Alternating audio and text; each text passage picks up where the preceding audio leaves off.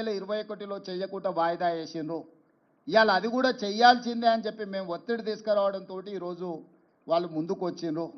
ఏది ఏమైనా స్థానిక బీజేపీ నాయకులకు కొంత అసూయ, అసంతృప్తి, మోడీ గారు రేవంత్ రెడ్డి గారి విధానాలను అనుకరిస్తున్నాడు అని కక్కలేక మింగలేక దుఃఖంతో ఉన్నారు.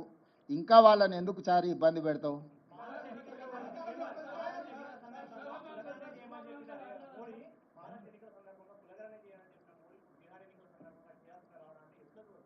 అంటే ఇవన్నీ రాజకీయాలకు ముడిపెట్టకండి. నేను ఒకటే చెప్తున్నా, ఇది ఈ దేశ ప్రజలకు మేలు జరుగుతుంది.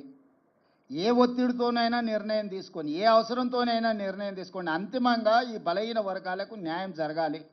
ఇప్పుడు రాజకీయపరమైన వివాదాలను ఆరోపణలు చేయడం మొదలు పెడితే ఆ వర్గాలకు నష్టం జరుగుద్ది.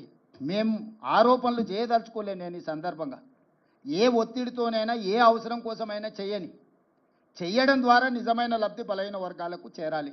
అదే మా లక్ష్యం, రాహుల్ గాంధీ గారి లక్ష్యం, మా లక్ష్యం, ఈ వేదిక మీద ఉన్న ప్రతి ఒక్కరి ఉద్దేశం అదే. కాబట్టి మేము దీన్ని ఏ ఎన్నికలకు ఏ రాజకీయ వివాదాలకు మేము ముడిపెట్టదలుచుకోలేదు.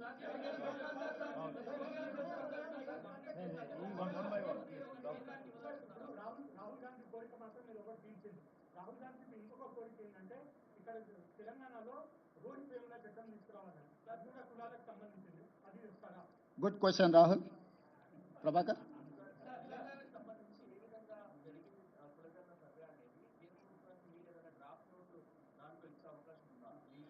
మేము ఆల్రెడీ ఆ నివేదిక పంపించినాము.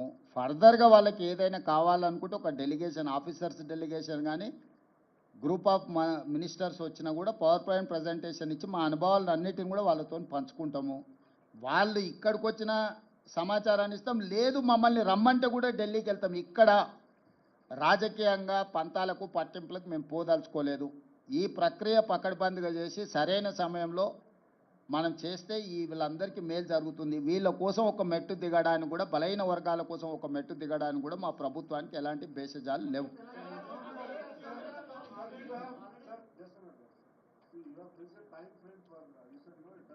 Yes. So actually 1 year is the time frame. We have taken 1 year. So my advice is 1 year is max. Why? Because we have done and we have learned something from that, out of that experience. We are there to share with Government of India my experience. So 1 year's time frame is reasonable time.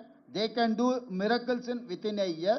I don't know how Government of India is going to take on a decision. That is why I have told you, discuss with political parties and stakeholders and civil societies. Then you will get some information or otherwise suggestions. Based on that, you prepare in a terms of reference. It is easy to handle things. Otherwise, it will become an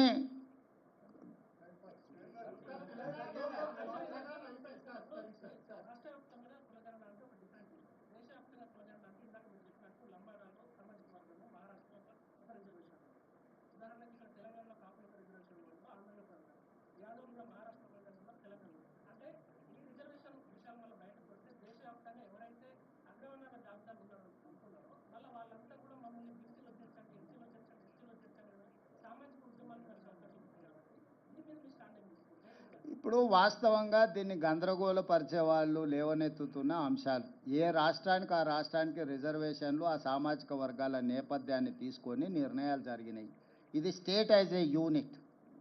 నేను అందుకే ఆ సూచన చేసిన. ఇప్పుడు ఈ ప్రశ్నలన్నీ కూడా వాళ్ళు all party meet పెట్టినరు అనుకో, లేకపోతే స్టేక్ హోల్డర్స్ మీట్ పెట్టినరు అనుకో, లేకపోతే సివిల్ సొసైటీస్ని పిలిచినరు అనుకో, మీరు అడుగుతున్న ప్రశ్నలన్నీ ప్రభుత్వం ముందుకు వస్తాయి. ఎక్కడైనా ఏ స్టేట్కి ఆ స్టేట్ రిజర్వేషన్లలో ఏది ఎందులో కలుపుకోవడానికి వెసులుబాటో ఆ లిస్ట్ ఉంది. ఒకవేళ ఏదైనా సామాజిక వర్గం ఒక రాష్ట్రం, గతంలో కాపులు ఓసీలలో ఉండేది, 1976లో బీసీలలోకి వచ్చిండ్రు. 1976 కంటే ముందు లంబాడాస్ కూడా బీసీలలో ఉంది, తర్వాత వాళ్ళని ఎస్టీలలో తీసుకొచ్చిండ్రు. ఇట్లా రకరకాల సామాజిక వర్గాలు వివిధ సందర్భంగా, ఎల్లాపుల, కొప్పుల వెలమ వాళ్ళందరూ ఒకప్పుడు ఓసీలు. చంద్రశేఖరరావు గారు 96లో వారిని తీసుకెళ్లి బీసీలలో కల్పించిండు.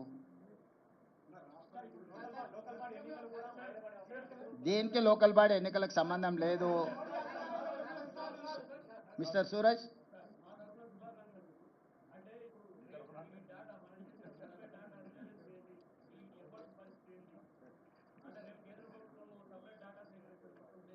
ఏ డాటా సేకరించినా సూరజే ఉంటాడు, పొన్నం ప్రభాకరే ఉంటాడు కదా.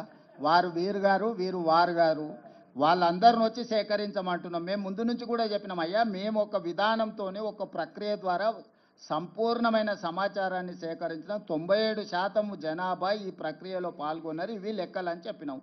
కేంద్ర ప్రభుత్వం ఇంకా మెరుగైన ప్రక్రియ ఏదని చేపడితే మంచిదే కదా.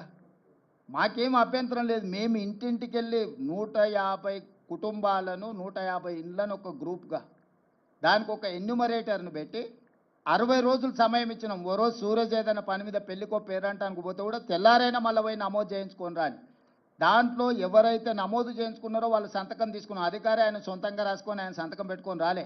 ఆ కుటుంబ పెద్ద దగ్గర, కుటుంబ వ్యక్తుల దగ్గర కూర్చొని ఆ కుటుంబ పెద్ద ఎవరు, కుటుంబంలో ఉన్న సభ్యులు ఎంతమంది, వాళ్ళు ఏ సామాజిక వర్గము, వాళ్ళకి ఏమేమి లబ్ధి పొందుతున్న ప్రభుత్వ పథకాలు, రాజకీయంగా ఏమైనా రిజర్వేషన్లు పొందినరా, అన్ని వివరాల ప్రశ్నపత్రంలో ఉన్నాయి.